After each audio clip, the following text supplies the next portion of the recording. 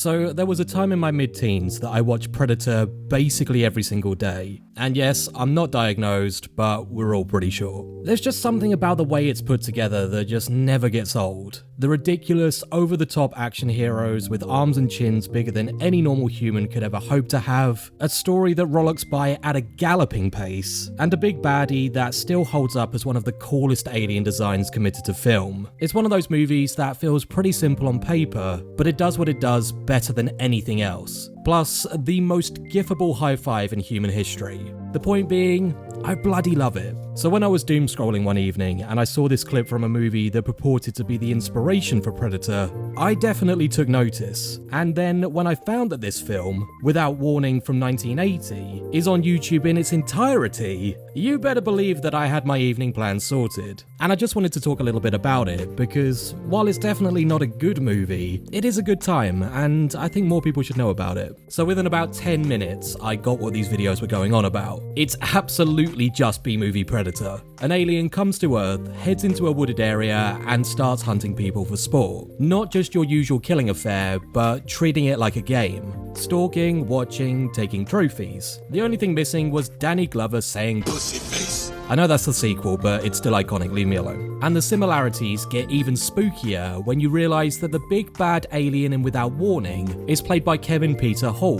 The same Kevin Peter Hall who plays the Predator in Predator. Same height, same physical presence, same kind of performance inside the suit. Like, don't get me wrong, there probably weren't that many 7'2" actors around in the 80s to call upon to play evil aliens. So maybe it's not that weird, but still. Bit spooky. Without Warning was put together by Graydon Clark for a mere $150,000, which, even for the time, was chump change. And it only gets worse when you realise where that money went. A significant portion reportedly went to the stars Jack Palance and Martin Landau, with some estimates suggesting their fee swallowed up half the entire budget. The alien head alone, designed by the iconic Rick Baker, reportedly cost somewhere in the region of $1,900. Now granted, it is a cool head, but my lord, it meant that everything else was made on a shoestring. And you can definitely feel it when you're watching it. Very little seems to have been built specifically for the film, and most of it looks like it was shot on real locations. Woods, roads, and a bar that was already there.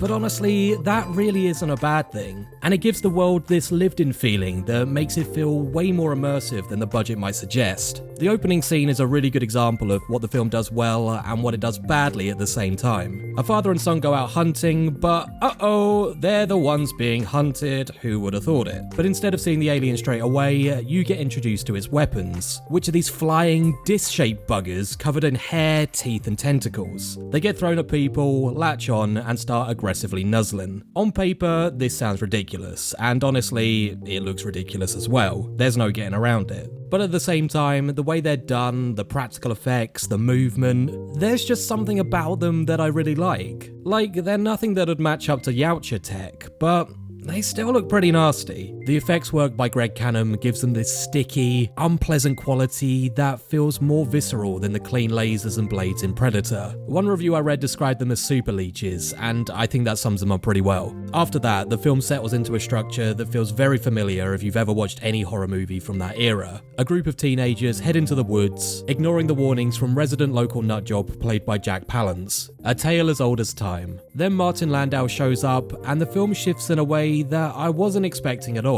He plays a character called Sarge, a Vietnam vet who is completely convinced that the alien is just the beginning of something much larger. He reckons that it's an advanced scout for an invasion and that people around him are getting replaced. And the thing is, he doesn't play this silly or over the top. He plays it really straight and deadpan, which works really well against the film's more cheesy moments. There's a scene where he kidnaps two of the teenagers because he's convinced that they're not human, and it turns into this strange back and forth where they try to convince him to let them go by playing along with his delusion. It sounds silly, and parts of it really are, but there's also something a bit uncomfortable about it, because you can see that this is a character who really isn't well. It feels like the film is brushing up against something more real, and not quite knowing what to do with it. Considering when it was released, it's hard not to read it as at least loosely connected to the aftermath of the Vietnam War, even if it wasn't fully intentional. Jack Palance, on the other hand, is delightfully mad. He plays this local hunter who has already encountered the alien and decided that the best course of action is to collect its weapons and wait for it to come back.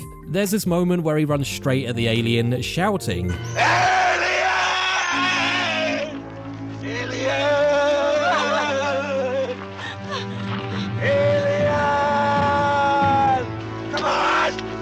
and it's one of those scenes that shouldn't have worked, but somehow just does because of how committed he is. The alien itself is mostly kept in the background, which seems to be a mix of creative choice and practical limitation. They couldn't afford to show it too much, so they didn't. But similar to the likes of Bruce in Jaws, the Xenomorph, and the Predator itself, when it does appear properly, it has a presence. And again, that mostly comes down to Kevin Peter Hall. Like, the design helps, but it's the way that he moves, the way that he carries himself, that's what sells it. You can really see the early version of what would later become the Predator in that performance. But the film did lose me a bit in the middle. There's a stretch where the characters end up in a bar just trying to explain what's going on, and the energy drops. This is where you can feel them eking out the budget to try and fit a feature-length runtime, and there's not a whole lot to distract you from quite how cheap everything feels. Western legend Neville Brand is in those scenes as one of the locals, and he reacts to the whole situation by basically not caring at all. Which is quite funny in its own way, but it doesn't help the pacing.